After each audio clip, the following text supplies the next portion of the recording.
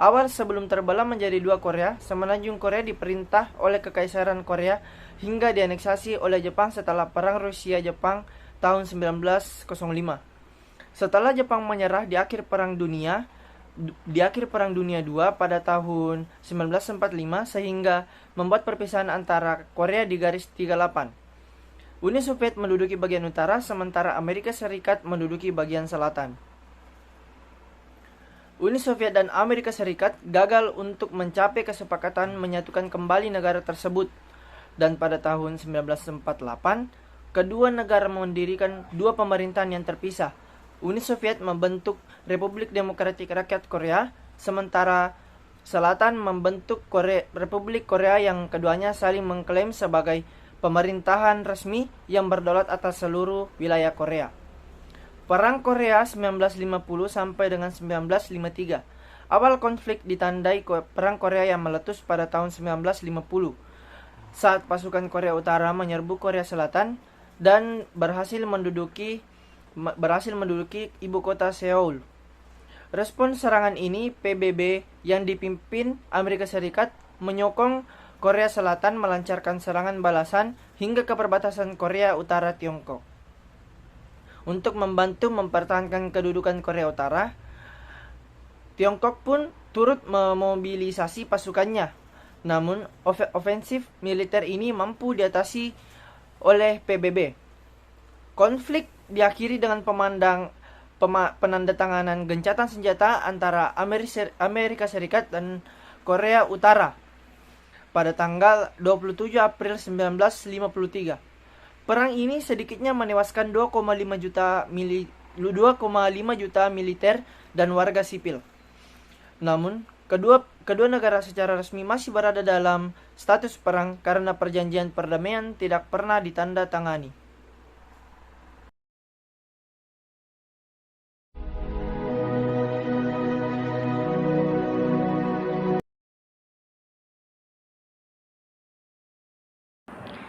Konstitusi 1948. Saat sidang umum PBB memutuskan bahwa pemilihan bebas harus diadakan di seluruh Korea dan mengorganisir Komite PBB untuk urusan Korea untuk sementara.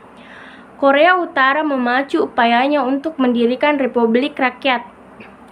Dalam pertemuan ketiga sidang rakyat 18-19 November 1947, Komite Konstitusional dibentuk untuk sementara sampai 20 Desember 1947. Rancangan konstitusi dirancang dan ditetapkan dalam sidang rakyat khusus pada 28 April 1948 sebagai rancangan konstitusional Republik Rakyat.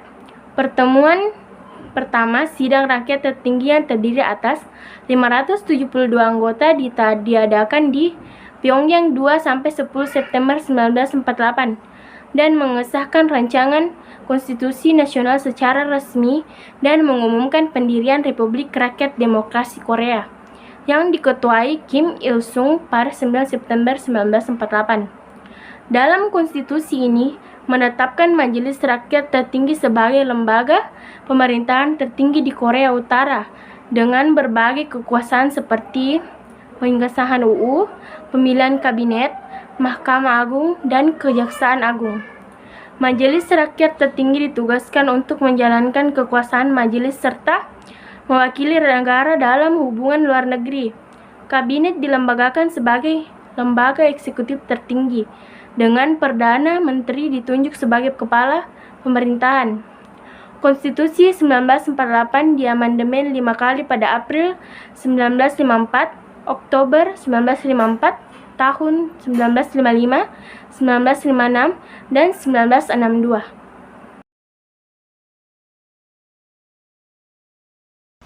Sosialis Republik Demokratik Rakyat Korea. Pada tanggal 23 Oktober 1972, sebuah komite untuk merancang konstitusi sosialis pada rapat pleno kelima Partai Buruh Korea. Rancangan konstitusi dipresentasikan Majelis Rakyat Tertinggi di mana Kim Il-sung mengatakan dalam pidatonya pada tanggal 25 Desember 1972 bahwa kenyataan kita hari ini sangat menuntut pembentukan konstitusi sosialis baru secara legal untuk mengkonsolidasikan pencapaian besar rakyat kita dalam revolusi sosialis dan pembangunan sosialisme, dan meletakkan prinsip-prinsip untuk bidang politik, ekonomi, dan budaya. Konstitusi Sosialis Republik Demokratik Rakyat Korea disahkan oleh Majelis Rakyat Tertinggi pada tanggal 27 Desember 1972. Konstitusi membentuk sistem pemerintahan baru untuk Korea Utara di mana presiden adalah kepala negara, panglima tertinggi seluruh angkatan bersenjata, ketua Komisi Pertahanan Nasional, dan kepala Komite Rakyat Pusat Lembaga Kepemimpinan tertinggi baru yang didirikan oleh konstitusi dengan kekuasaan yang luas dalam kebijakan domestik. Majelis Rakyat Tertinggi masih tetap menjadi lembaga pemerintahan tertinggi dengan kekuasaan untuk mengesahkan undang-undang dan untuk memilih presiden. Anggota Komite Rakyat Pusat, anggota Dewan Administrasi, Presiden Pengadilan Pusat, dan administrasi yang dipimpin oleh Perdana Menteri dan bertugas melaksanakan kebijakan negara. Konstitusi Sosialis Republik Demokratik Rakyat Korea telah diamandemen 8 kali pada tahun 1992, 1998, 2009, 2010, 2012, 2013, 2016, dan 2019.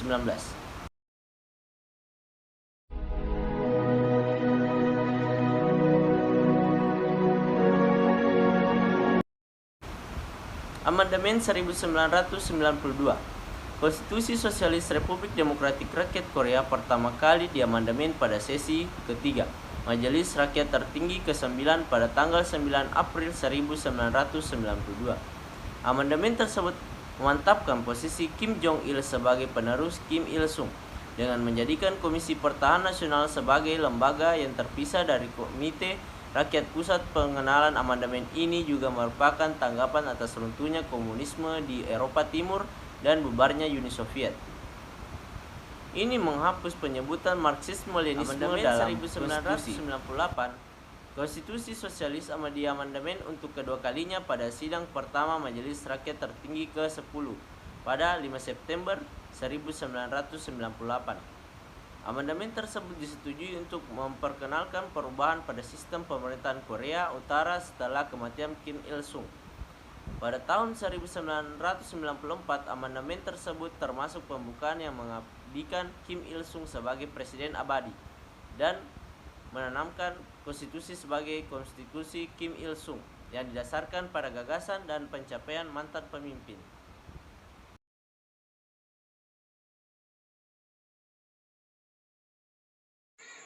Amandemen 2009, Konstitusi Sosialis diamandemenkan untuk ketiga kalinya pada sesi pertama Majelis Rakyat Tertinggi ke-12 pada 9 April 2009. Amandemen tersebut dipandang sebagai upaya untuk memperkuat posisi Kim Jong-il karena kekhawatiran meningkat setelah dia menderita stroke pada Agustus 2008. Amandemen tersebut menunjuk Ketua Komisi Pertahanan Nasional sebagai pemimpin tertinggi Korea Utara dan diperluas kekuasaannya menjadi pemandu urusan negara secara keseluruhan. Pada amandemen 2010, Konstitusi Sosialis diamandemenkan untuk keempat kalinya pada sesi ke-12 Majelis Rakyat Tertinggi ke-12 pada tanggal 10 April 2010. Amandemen tersebut mengubah nama Mahkamah Pusat menjadi Mahkamah Agung dan Kejaksaan Tinggi Pusat sebagai Kejaksaan Agung. Pada amandemen 2012, Konstitusi Sosialis diamandemenkan untuk kelima kalinya pada sesi kelima Majelis Rakyat Tertinggi ke-12 pada 13 April 2012. Amandemen tersebut disetujui untuk memperkenalkan perubahan sistem pemerintahan Korea Utara setelah kematian Kim Jong-il pada 2011. Pembukaan direvisi untuk memasukkan Kim Jong-il yang dipuji karena membela kebijakan Kim Il-sung dan mengubah Korea Utara menjadi kekuatan politik ideologis, negara nuklir, dan kekuatan militer melalui politik Songun. Ini mengabadikan Kim Jong-il sebagai Ketua Abadi Komisi Pertahanan Nasional dan juga mengakui bahwa ide-ide dan pencapaiannya juga menjadi dasar konstitusi yang sekarang dikenal sebagai Konstitusi Kim Il-sung Kim Jong-il. Pada amandemen 2013, Konstitusi Sosialis diamandemenkan untuk keenam kalinya pada sesi ke-7 Majelis Rakyat Tertinggi ke-12 pada 1 April 2013. Pembukaan direvisi untuk memasukkan Istana Matahari Kumsusan yang telah ditetapkan sebagai monumen keabadian Kim Il-sung dan Kim Jong-il dan simbol nasional untuk Korea. Wajib belajar direvisi dari 10 tahun menjadi 12 tahun melalui persetujuan Undang-Undang tentang perpanjangan wajib belajar Korea Utara pada sesi ke-6 Majelis Rakyat Tertinggi ke-12 pada 25 September 2012.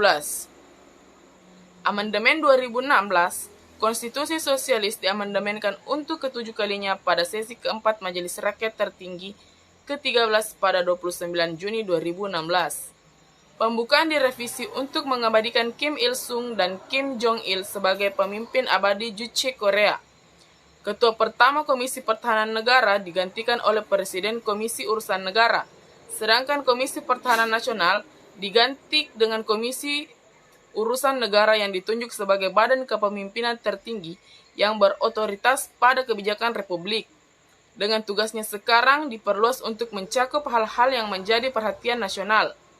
Menjadikannya penerus de facto Komite Rakyat Pusat, Mahkamah Agung diubah namanya menjadi Pengadilan Pusat, sedangkan Kejaksaan Agung diubah namanya menjadi Kantor Kejaksaan Umum Pusat. Kemudian pada amandemen 2019, Konstitusi Sosialis diubah untuk ke-8 dan ke-9 masing-masing pada sidang pleno ke-1 dan ke-2 Majelis Rakyat Tertinggi ke-14 pada 11 April dan 29 Agustus 2019. Kim Il-sung dan Kim Jong-il menggantikan Juche dan Songun sebagai pedoman Korea Utara.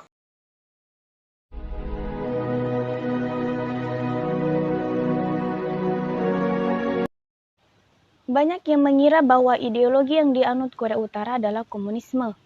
Akan tetapi, ternyata bukan komunisme yang dianut Korea Utara, melainkan mereka mempunyai ideologinya tersendiri.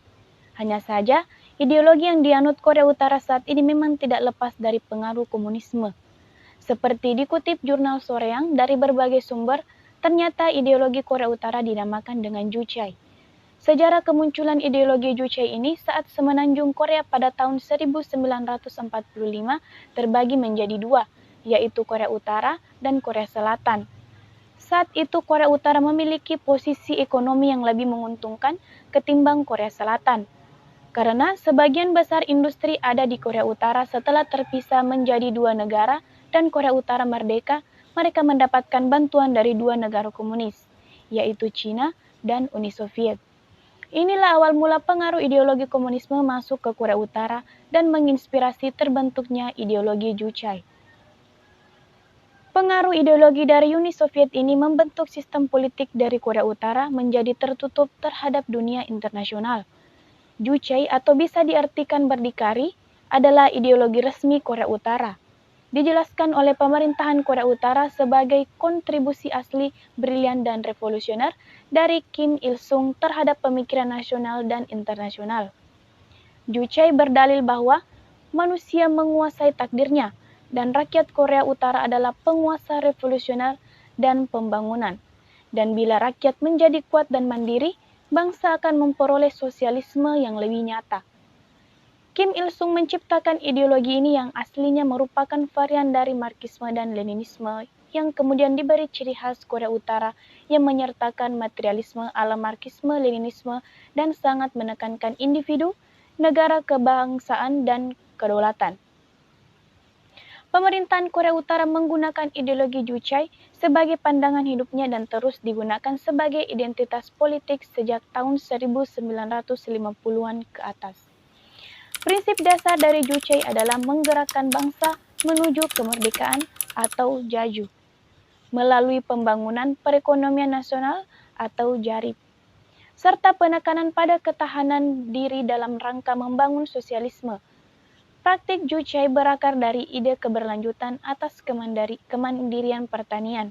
Ideologi ini digambarkan sebagai ultranasionalisme etnis Korea yang berkembang setelah hilangnya unsur-unsur asli Marxisme dan Leninisme. Atas ideologi Juche lah sampai saat ini Korea Utara menjadi negara yang tertutup kepada dunia internasional.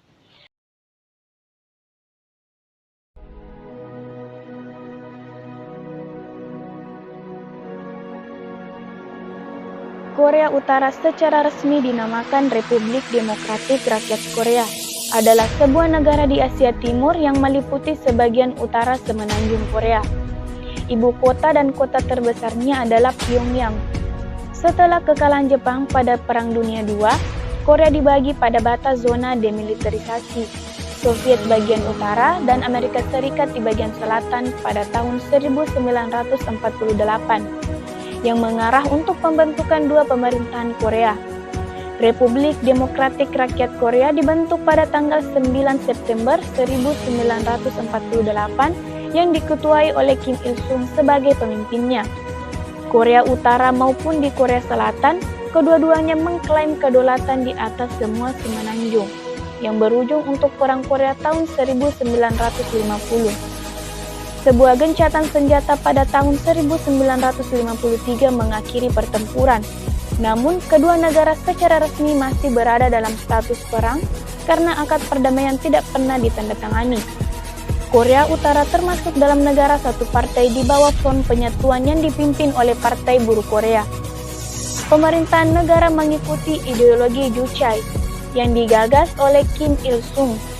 Juche dijadikan ideologi resmi negara ketika negara ini mengadopsi konstitusi baru, Konstitusi Sosialis pada tahun 1972.